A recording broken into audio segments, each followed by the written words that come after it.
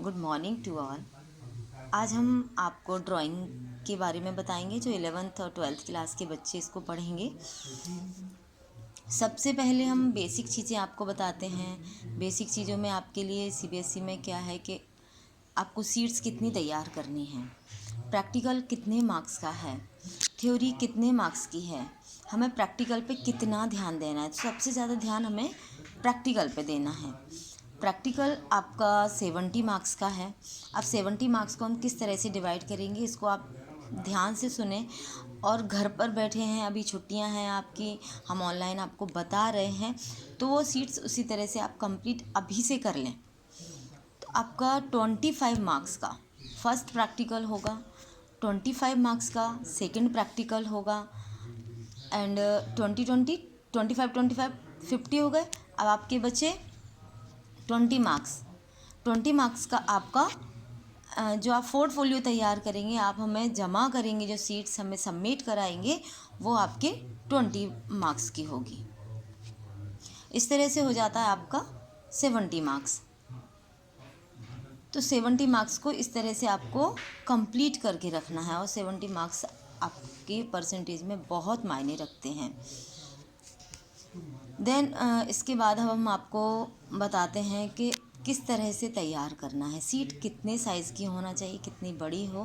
तो आपको half imperial seats use करना है। Half imperial means A3 size.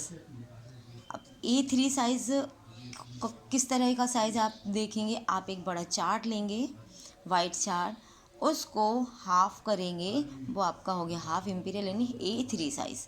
A4 size होता है, 4 पार्ट्स में उसको आप कट कर देंगे, डिवाइड कर देंगे, वो A4 साइज़ हो जाता है।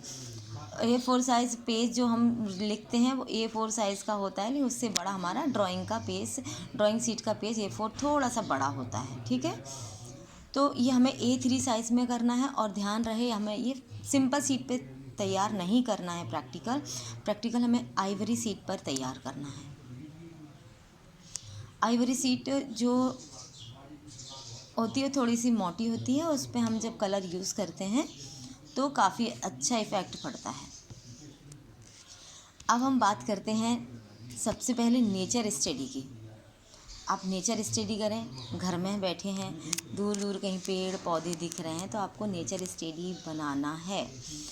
गमले रखें आपके घर में, आपकी छत के ऊपर, आप उसको नेचर स्टडी उसकी कर सकते हैं सुबह मॉर्निंग में बैठकर। तो नेचर स्टडी का विशेष ध्यान रखें।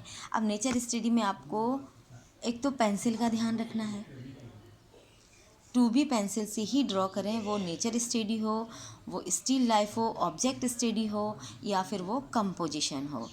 किसी भी स्टडी में हम वर्क करते हैं, पर हमें ड्राइंग जो करना है, ड्रॉ जो करना है, वो हमें 2B पेंसिल से ही करना है, इसका ध्यान रखना है।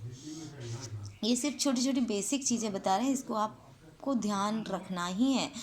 आपको 2B पेंसिल का ही यूज़ करना है, आपको नटराज पेंसिल और जो भी अप्सरा जो भी पेंसिल आती हैं वो पेंसिल यूज़ नहीं करना, 2B पेंसिल।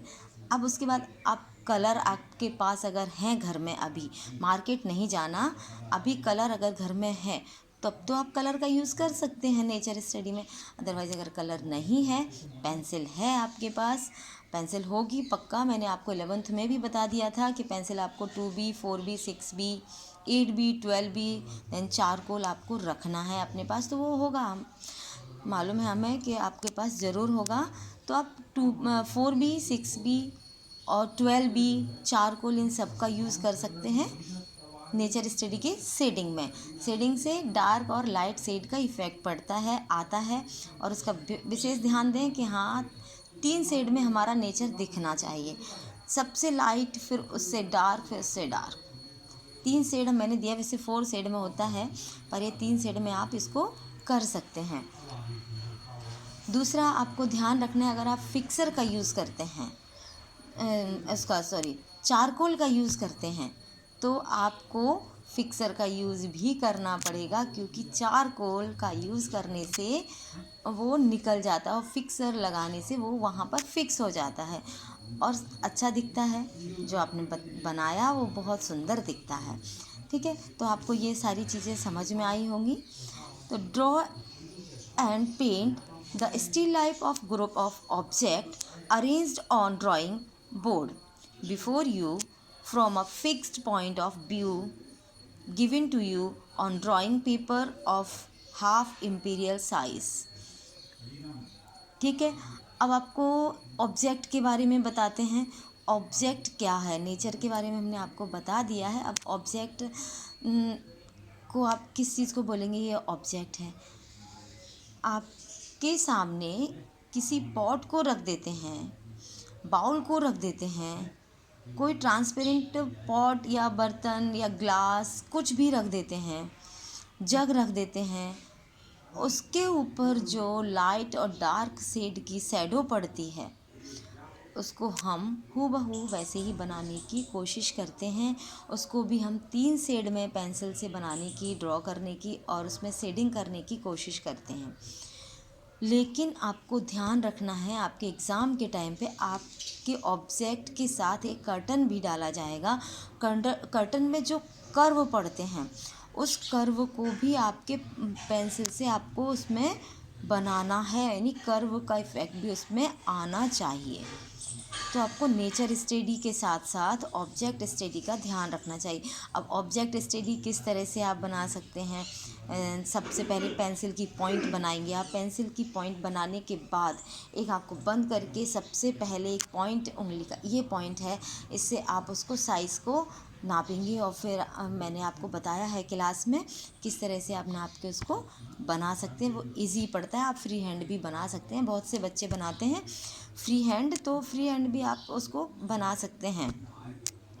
तो इतना तो आप सभी को समझ में आया ही होगा। आपकी जो थ्योरी है वो 30 मार्क्स की है, प्रैक्टिकल आपका 70 मार्क्स का है और इससे आपका परसेंटेज काफ़ी अच्छा बनता है। थोड़ा सा अगर आप ध्यान दे लें तो मार्क्स इसमें प्रैक्टिकल में काफ़ी अच्छे मिलते हैं, क्योंकि प्रैक्टिकल में आप अभी ध्यान देंगे और कर ही लेते हैं। ज़्यादातर प्रैक्टिकल आप सभी कर लेते हैं और ये इंटरेस्टेड सब्जेक्ट है पेंटिंग, तो ऐसा है कि सभी को आ ही जाता है करना। ठीक है, जिसको नहीं आ रहा है तो मैं तो बोलूँगी कि प्लीज़ आप लोग उस पर ध्यान दें। अगर आपने पेंटिंग लिया है, डरने की ज़रूरत नहीं है कि पेंटिंग है तो कैसे क्या होगा, थोड़ा सा प्रैक्टिस करने की ज़रूरत है। अगर आप प्रैक्टिस करेंगे तो आप उसको बहुत अच्छे से कर सकते हैं, अच्छे मार्क्स ला सकते हैं, अपनी परसेंटेज अच्छी बना सकते हैं। ऑल द बेस्ट आज की क्लास के लिए। कल फिर मिलते हैं नया टॉपिक लेकर के, आपको बताएंगे। Thank you, all the best.